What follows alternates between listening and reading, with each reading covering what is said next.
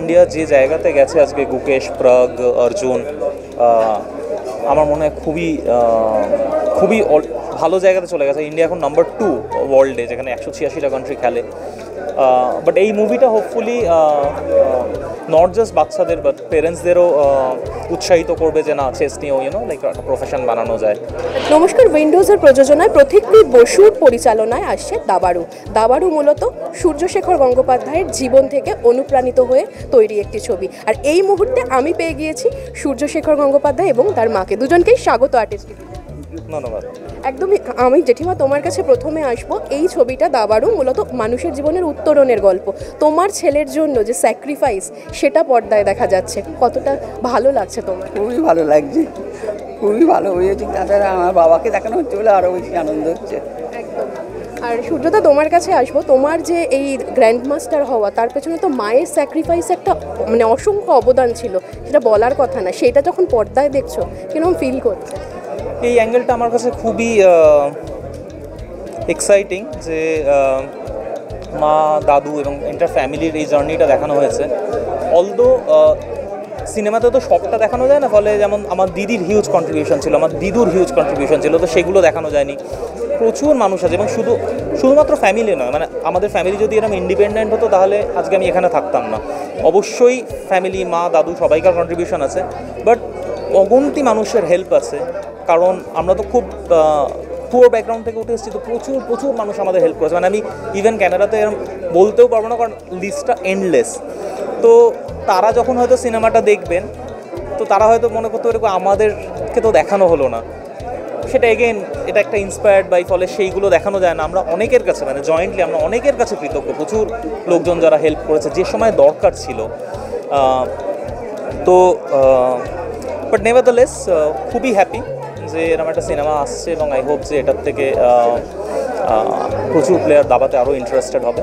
একদমই জেঠিমা, প্রত্যেকের জীবনে মায়ের একটা অসংখ্য অবদান থাকে। সেখান থেকে তুমি যখন তোমার ছেলের পেছনে এরকম অবদান, তাকে নিয়ে ছবি তৈরি হচ্ছে, কোথাও কি অনেকের কিন্তু চোখে জল আসছে, আবেগ বাঁধ ভাঙছে। তুমি কি বলবে? আমি দেখিনি ছবিটা, তো বলছি ওদের কাছে শুনেছি, আমি দেখিনি এখনো। আর মাকে সামনে পেয়েছো, এই ছবি ট্রেলার লঞ্চে মা এসছেন সঙ্গে, কতটা স্পেশাল সেটা?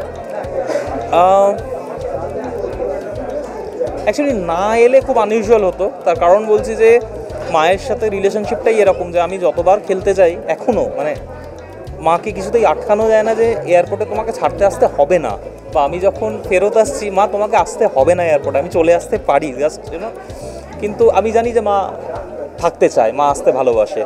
সো এটা আমি বলবো যে আনইউজুয়াল নয়, না এলেই বরং আনইউজুয়াল লাগতো, বাট অবভিয়াসলি খুবই ভালো লাগে। যখন সূর্যোদয় গ্র্যান্ড মাস্টার যেদিন খেলা ছিল, সেদিন কি ঠাকুরের সামনে বসে প্রার্থনা, তোমার কি চলছিল এটা? সেই দিনের কথা একটু তোমার মুখ থেকে শুনি। হ্যাঁ, সত্যিই ছিল। সারাদিন ধরে না খেয়েছিলাম, ঠাকুরের কাছে বসেছিলাম। একদম। আর এই যে দাবাড়ু আসছে, সূর্যোদয়, দাবা খেলাটার প্রতি কতটা আগ্রহ এই জেনারেশনের প্রতি বাড়বে বলে তুমি মনে করছো? অলরেডি আমার মনে হয় লকডাউনের টাইমে ভীষণই বেড়েছে। আর অলসো ইন্ডিয়া যে জায়গাতে গেছে আজকে গুকেশ, প্রাগ, অর্জুন, আমার মনে হয় খুবই ভালো জায়গাতে চলে গেছে। ইন্ডিয়া এখন নাম্বার 2 ওয়ার্ল্ডে, যেখানে 186টা কান্ট্রি খেলে। বাট এই মুভিটা হোপফুলি নট জাস্ট বাচ্চাদের বাট পেরেন্টসদেরও উৎসাহিত করবে যে না, চেস নিয়েও লাইক একটা প্রফেশন বানানো যায়। তোমার চরিত্রে ছবিতে ঋতুপর্ণা সেনগুপ্ত পর্দায়, তাকে কিরকম লেগেছে দেখে? খুবই ভালো লেগেছে, নিশ্চয়ই খুব ভালো পাঠ করে তো ঋতুপর্ণা, সেই জন্য ওইটা ভালোই হবে। আর সূর্যদা কি খুব দুষ্টু ছিল? ট্যাকেল করতে তোমার কি খুব অসুবিধা হয়েছে? সামনাসামনি রয়েছে আজকে, বলো। সেরকম হাতে পায়ে দুষ্টু ছিল না, কিন্তু খুব দুষ্টু ছিল। একদম। অসংখ্য ধন্যবাদ তোমাদের দুজনকে, খুব ভালো থাকো। এতক্ষণ আপনারা দেখছিলেন সূর্যশেখর গঙ্গোপাধ্যায় এবং তার মাকে। সূর্যশেখর গঙ্গোপাধ্যায়ের জীবনী অনুপ্রাণিত ছবি দাবাড়ু আসছে আগামী 10ই মে। এরকম আরও বিভিন্ন আপডেটের জন্য অবশ্যই চোখ রাখুন আর্টিস্ট টিভি এইচডির পর্দায়।